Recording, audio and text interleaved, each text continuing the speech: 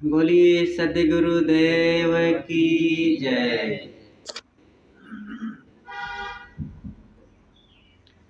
परम पूज्य श्री साहेब जी, उन्मंगलमय पूजनीय संत समाज, सम्माननीय भक्त सज्जनों, थोड़ी सी कुछ चर्चा आप लोगों के बीच प्रस्तुत है। मनुष्य के जीवन में सबसे बड़ा दुख क्या है?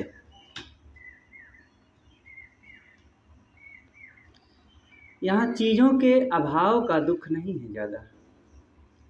किसी को भोजन ना मिलता हो, कपड़ा ना मिलता हो, रहने की जगह ना हो, या और भी छोटी छोटी जीवन उपयोगी जो चीज़ें हैं उसके अभाव का भी दुख नहीं है, सब हो जाता है। अब चीज़ों को कोई बटोरना चाहे तो कितना बटोरेगा? बड़े से बड़े धनवानों के यहाँ भी कुछ ना कुछ कमी है, उनको भी बहुत चीज़ें हैं, उनके पास बेशुमार संपत्ति है, तो शरीर वैसा नहीं है। सबसे बड़ा दुख है मन का ना होना। मन का ना होना ही सबसे बड़ा दुख है। और जब मन का नहीं रहता है ना, तो मन का बनाते बनाते बहुत मेहनत करते हैं, बहुत चीज़ें इकट्ठी करते हैं, बहुत रुपया लगाते हैं, बहुत प्रयास करने के बाद भी वो मन का हो ही नहीं सकता, और फिर दुख बना रहता है। यह अन्न मिलता मिटत नहीं, यह अन्न मिलता मिटत नहीं, कोटि करे चाहे कोय। करोड़ों उपाय करने के बाद भी मन का ना होने वाली जो समस्या है, दुख है, ये नहीं मिट पाएगी। तो फिर क्या दुखी बने रहना मजबूरी है? क्योंकि मन का तो कुछ होगा नहीं संसार में, ना अपना शरीर, ना घर, ना धन, और ना परिवार के लोग, ना पड़ोस के लोग, ना बेटा ना बेटी, ना पति ना पत्नी, ना गुरु ना शिष्य, ना गुरु भाई। जैसे मन का देते हैं, काम होता है, ऐसे बैठते, ऐसे खाते, चीजें ऐसी होती, घर हमारा ऐसा होता, गाड़ी ऐसी होती, मोबाइल ऐसा होता, और मेरे साथी ऐसे मेरे सम्मान करते, ऐसा मेरे लिए चीजें इकट्ठी करते, सेवा करते। बहुत बहुत मन में कल्पनाएं उठती हैं कि ऐसा होता, नहीं हो पाता है, और नहीं हो पाने के कारण फिर दुखी बने रहते हैं। ये बाहर से दुख नहीं आया, भीतर का दुख है, अपना ही कमाया हुआ अज्ञान का दुख है। मन अपने सब पाना चाहते हैं, हो नहीं सकता है, और इस दुख को मिटा देना बहुत सरल है। इस कल्पना को छोड़ दो, भजन करें। और भजन करने वाला कामनाओं के पीछे नहीं भागता है, और कामनाएं कभी किसी को चैन से रहने ही नहीं देती हैं। इसलिए कामनाओं का त्याग ही अमृत है। सदगुरु ने जो कहा है कि अमृत वस्तु जाने नहीं, मगन भया सब लोए, कहीं कबीर कामो नहीं, जीव ही मरण न होए। लोग अमृत को नहीं जानते, और सब दुनियादारी में ही, इच्छाओं, कामनाओं, वासनाओं, भोगों में ही सब डूबे हुए हैं, उन्मत्त हैं, और बड़ा वहीं सुख के लिए दौड़ रहे हैं। लेकिन अमृत साहब कहते हैं कि वह है जब मन में कामनाएं समाप्त हो जाएं, बस जीव ही मरण न हो, फिर जीव अमृत को प्राप्त करता है। अमृत अलग से कहीं नहीं है। जहर तो मिल जाएगा, विष तो घर घर मिल जाएगा, लेकिन अमृत कहाँ से मिलेगा? अमृत सुना जाता है और बड़ा प्यारा, बड़ा आकर्षक शब्द है, और सबके मन में एक ख्वाहिश उठती है कि हमें भी अमृत मिल जाता तो हम भी उसका सेवन कर लेते, अमर हो जाते। देवताओं ने अमृत पिया था। देवता कोई अलग क्वालिटी के रहे जो पिए थे। आप भी देवता बन जाइए। और देवता वह बनता है जिसकी कामनाएं समाप्त हो जाएं। जिसे देवता कहते हैं वो पिए थे कि नहीं पिए थे। जो पौराणिक कल्पनाएं हैं कि देवता लोग ऐसे रहे, पुराण उठा करके पढ़िए तो देवता महालंपट ही थे। इंद्रियों के लंपट, इच्छाओं कामनाओं के लंपट, थोड़े थोड़े में लड़ झगड़ जाने वाले थे, थोड़े थोड़े में कामी क्रोधी हो जाने वाले थे। वो क्या है अमृत पिएंगे?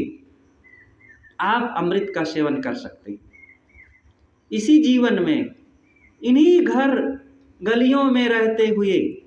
बस मन को ठीक करना है, मन की इच्छाओं को मिटाना है, कामनाओं का त्याग करना है। और जब कामनाएं समाप्त हो जाती हैं तो जो मेरा स्वरूप है वो ऑलरेडी अमृत है ही है, उसका बोध क्यों नहीं होता? गुरुदेव जी एक बार छत्तीसगढ़ में थे। छपोरा नाम का गांव था। ये सन 2004 की बात है। ये जांजगीर जिला में पड़ता है। तो दोपहर का समय था। विश्राम के बाद गुरुदेव जी स्नान वगैरह से निवृत्त हुए, आसन पर बैठे थे। 5 सज्जन आए, सब बुजुर्ग थे, गांव के थे लेकिन बड़े योग्य थे, सब पढ़े लिखे थे, अच्छे थे। एक कागज में लंबा सा खर्रा लिख करके आए। उसमें वेद के 2-3 मंत्र थे। तो उसमें से एक मंत्र का भाव यह था कि ये सृष्टि ब्रह्म के 4 पादों से बनी है, मतलब 4 भागों से बनी हुई है। और ब्रह्म के 4 भाग हैं, ब्रह्म के 4 भाग हैं और उसके एक भाग से सृष्टि बनी हुई है। जो अन्य 3 भाग हैं वो कहाँ हैं? एक भाग से तो सृष्टि बनी हुई है जो इतनी विशाल, इतनी तमाम विषमताओं से कहें या मनोरम कहें, ऐसी ये सृष्टि है। लेकिन जो अन्य 3 भाग हैं, वेद में लिखा है कि वो अमृत में समाया हुआ है, वो अमृत में डूबा हुआ है। तो वो कहाँ है महाराज? गुरुदेव जी ने कहा कि वो कागज में है। तो सब हंसने लगे, कहे महाराज तो क्या वो बाहर नहीं है? कहे बाहर नहीं है। तो कहे फिर वो है ही नहीं है 3 पाद? कहे है। तो कहाँ है? कहे वो आप में है। आपका अपना स्वरूप ही वो 3 पाद है, एक पाद से सृष्टि बनी है। तो कहे उसका अनुभव क्यों नहीं होता है? गुरुदेव जी ने कहा कि अनुभव जब तक इच्छाएं, कामनाएं, वासनाएं लगी रहेंगी तब तक उसका अनुभव नहीं होगा। उसका साक्षात्कार करने के लिए अपने अंदर लौटना पड़ेगा। और जब सारी इच्छाओं को समाप्त कर दें, सारे राग द्वेष समाप्त हो जाएंगे, दुनिया के भोगों को प्राप्त करके उससे सुख की जो कल्पना है, इस कल्पना को मिटा दें, बस अमृत का अनुभव होने लग जाएगा। उन्होंने कहा कि महाराज इस बात को हम कई मंडलेश्वरों, जगत गुरुओं और कई महात्माओं के पास गए लेकर के, लेकिन कोई समझा नहीं पाया। सब यही कहते रहे वो एक पाद से सृष्टि बनी है, निश्चित ही वो 3 पाद बहुत सुखद होगा। अब उसके बारे में हम कह नहीं सकते वो कहाँ है, कहाँ है, कहाँ से मिलेगा वो बाहर? जितनी भी सुख की अंदर से सुगंध आ रही है वो हमारे ही भीतर आत्म तत्व की है, और उसको हम भूल करके, उसको न याद करके हम दौड़ते हैं बाहर।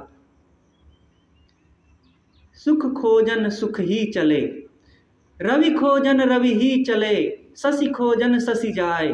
प्यास जो लागी जल ही को, क्यों कर तृषा बुझाए।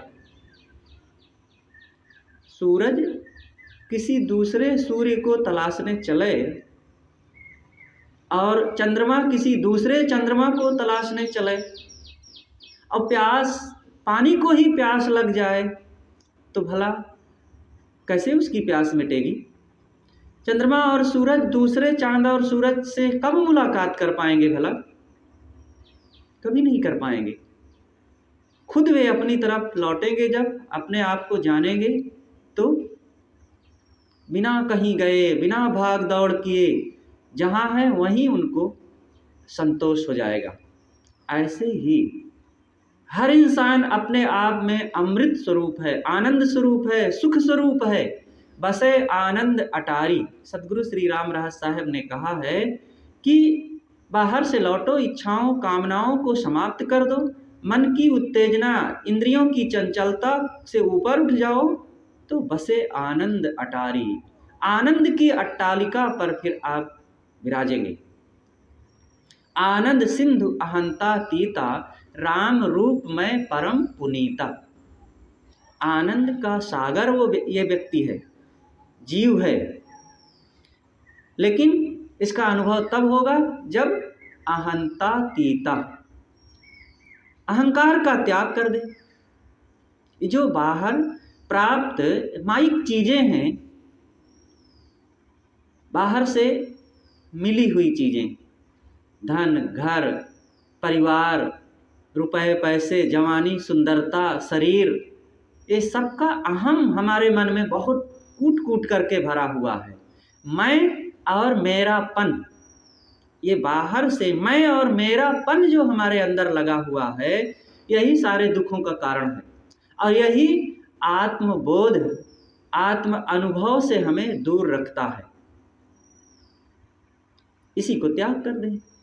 अहंता तीता, राम रूप में परम पुनीता। वो राम रूप है, परम पवित्र। कौन? आत्मा अस्तित्व, हमारा जो आत्म अस्तित्व है ये परम पवित्र है। यहाँ पर अप्रियता की, दुख की और कोई शोक संताप की, पीड़ा की कोई गुंजाइश ही नहीं है। ऐसा हमारा आपका जो स्वरूप है, कितना नित्य प्राप्त और सुख का धाम, उसको भूल करके, उसको ना समझ करके हम बाहर दौड़ते रहते हैं विषयों में, चीज़ों में। अब इस आश्रम में आ गए, अब इस आश्रम को पाने के लिए किसी के मन में याद आवे कि चलें कबीर आश्रम बैगवा कौशाम्बी चलना है और खोजना शुरू कर दे। जैसे ही खोजना शुरू करेगा, गेट से बाहर निकला और वो दूर हो जाएगा। यहाँ है तो उसका स्मरण करना पड़ेगा, समझना पड़ेगा, मैं हूँ, ऑलरेडी वही हूँ, बस जो करना है सो करे। फिर वहाँ यहाँ रह करके बाहर की खोज को भूल जाए, बाहर के दृश्यों को भूल जाए और यहीं पर जो काम करना है, संतों से मिलना, सत्संग करना, सेवा करना, वो काम करे। बस आश्रम अपने आप में ऑलरेडी उसे प्राप्त है। इसलिए जो शिकायतें हैं हमारे मन की, यही दुख का कारण है। शिकायतें यही है कि मन का नहीं हो रहा है, जैसा हम चाहते हैं वैसा होता नहीं।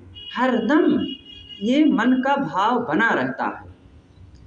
जैसा चाहते हैं, क्या बताएं, जैसा चाहते थे वैसा स्वाद नहीं आ रहा भोजन में, जैसा चाहते थे वैसी गाड़ी नहीं खरीद पाए। हमारा मन तो ऐसा था कि ऐसा मकान बनवाएं, लेकिन क्या करें, मजबूर हैं, पैसा उतना नहीं है।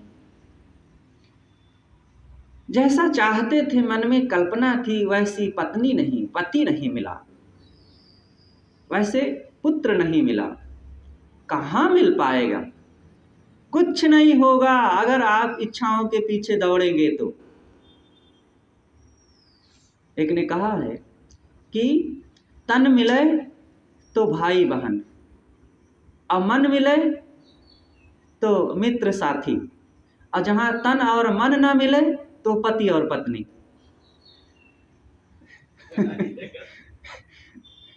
तो कहाँ मिलेगा? पति पत्नी शादी करते हैं, अब शादी होने के बाद से शिकायत शुरू, इनका ऐसा चेहरा नहीं है, ऐसा कद नहीं है, ऐसा रंग नहीं है, ऐसा स्वभाव नहीं है, ऐसी वाणी नहीं है, करने का ढंग नहीं है, बोलने का तरीका नहीं है। हजार शिकायतें पत्नी पति के लिए करती है और पति पत्नी के लिए करता है, और फिर भी जिंदगी भर वही जीना है। देखो ना, जीना भी है, कहाँ जाएंगे छोड़ करके एक दूसरे को, लेकिन शिकायतें बनी है। जब जीना ही है तो छोड़ दो शिकायतें, छोड़ दो मन की कल्पनाएं,